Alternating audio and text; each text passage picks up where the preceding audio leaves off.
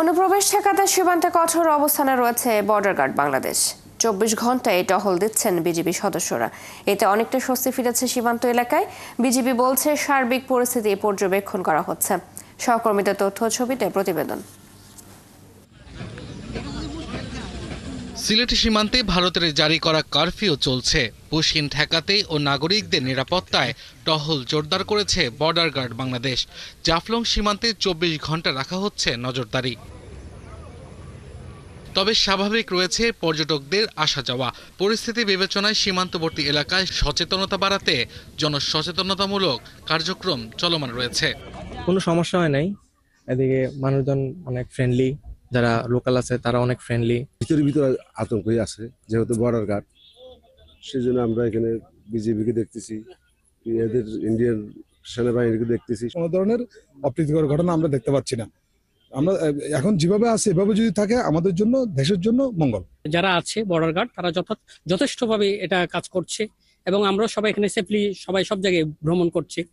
BGB অধিনায়ক জানান, অনুপ্রবেশ ঠেকাতে সীমান্তে কঠোর অবস্থানে রয়েছেন তারা। সীমান্তকে সুরক্ষিত রাখতে আমাদের আভিযানী ও গোয়েন্দা তৎপরতা সর্বতোভাবে অব্যাহত রয়েছে। বর্তমান প্রেক্ষাপটে আমরা আমাদের টহল কার্যক্রমকে জনবল বৃদ্ধির মাধ্যমে জোরদার করেছি। সিলেট ব্যাটালিয়ন তথা 48 বিজিবির দায়িত্বপূর্ণ এলাকার মধ্যে এখন পর্যন্ত পুশিন সংক্রান্ত কোনো ঘটনা ঘটেনি। ভারত ও পাকিস্তানের মধ্যে সাম্প্রতিক উত্তেজনার প্রভাব পড়েছে সুনামগঞ্জ সীমান্তে। জেলার 90 কিলোমিটার ভারতীয় সীমান্ত জুড়ে টহল ও নজরদারি জোরদার করেছে বর্ডার গার্ড বাংলাদেশ।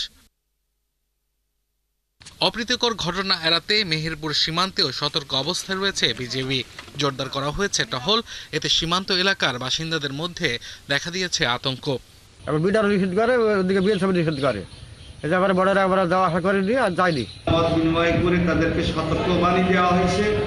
বিএসএফ এর পুশিন প্রবণতার পরিপ্রেক্ষিতে ফেনী সীমান্তে বিজিবির টহল ও গোয়েন্দা তৎপরতা জোরদার করা হয়েছে। ফুলগাজীর খাজুরিয়া, পরশুরামের নিজ কালিকপুর ও ছাগলনাইয়া উপজেলার মধুগ্রাম সহ বিভিন্ন সীমান্তে বিজিবির সদস্যরা টহল দিচ্ছে। দিনাজপুরের হাকিমপুরের হিলি সীমান্তেও নজরদারি বাড়িয়েছে বিজিবি। একইভাবে পুলিশের পক্ষ থেকেও নজরদারি বাড়ানো হয়েছে। আব্দুল আল মামুন, ৭১। সীমান্তের সেই খবর আরো জানাতে আমাদের সাথে মেহেরপুর থেকে এবারে যুক্ত হচ্ছেন সহকর্মী আসিফ ইকবাল।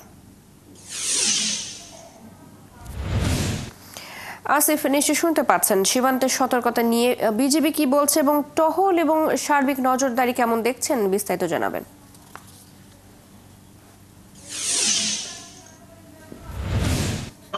জি, আমি এখন রয়েছি মেহেরপুর সীমান্তবর্তী এলাকা বুড়িপোতা গ্রামে। এই গ্রামে আপনার মেহেরপুর জেলা, আপনার জানেন দক্ষিণ পশ্চিমাঞ্চল একেবারে সীমান্তবর্তী জেলা। এই জেলা হচ্ছে ৭৯ কিলোমিটার, প্রায় ৭৯ কিলোমিটার জুড়ে সীমান্ত রয়েছে। এই সীমান্তের অধিকাংশই কিন্তু ভারতের নাগরিকদের জমি রয়েছে। এই জমি বাংলাদেশের নাগরিকরা কিন্তু লিজ নিয়ে চাষ করে, কিন্তু ভারত পাকিস্তানের যুদ্ধের পর এক ধরনের সতর্কতা কিন্তু বিজেপি এবং বিএসএফ এর পক্ষ থেকে দেওয়া হচ্ছে। তারা বলছে যে ওই জমির এই যেন কেউ না আসে এবং কাজ না করে। তারা যে বিষয়টি বলছে যে গুপ্ত হত্যার আশঙ্কা রয়েছে। পাশাপাশি যে কৃষকদের, এই এলাকার কৃষকদের সাথে কথা হয়েছে, কৃষকরা বলছেন যে আমাদেরকে জমি চাষ করতে দেওয়া যাচ্ছে না এবং ওখানে মানে জমিতে যে আমাদের কাজকর্ম রয়েছে সেই কাজকর্ম করতে যেতে দেওয়া হচ্ছে না। কারণ হিসেবে তারা বলছেন যে কিছুদিন হলো সীমান্তে সতর্কতা বিএসএফ এবং বিজিবির পক্ষ থেকে সতর্কতা দেওয়া হয়েছে। বিজিবির সাথে কথা হয়েছে, যে বিষয়টি তারা বলছে যে সতর্কতামূলক তারা কিন্তু মাইকিং করছে এলাকায় বিকাল 4টার পর থেকে সকল নাগরিকদের কিন্তু চলাচলে সীমিত করা হয়েছে। পাশাপাশি তারা বলছে যে আতঙ্ক হওয়ার কিছু নেই, কারণ হচ্ছে যে এই সমস্যা কিন্তু সাময়িক, এরপরে কিন্তু স্বাভাবিক অবস্থা ফিরে আসবে। ধন্যবাদ আসিফ, আপনি যুক্ত আছেন। পরবর্তীতে নিশ্চয়ই আপনার সাথে আবারও যুক্ত হয়ে বিস্তারিত জানবো।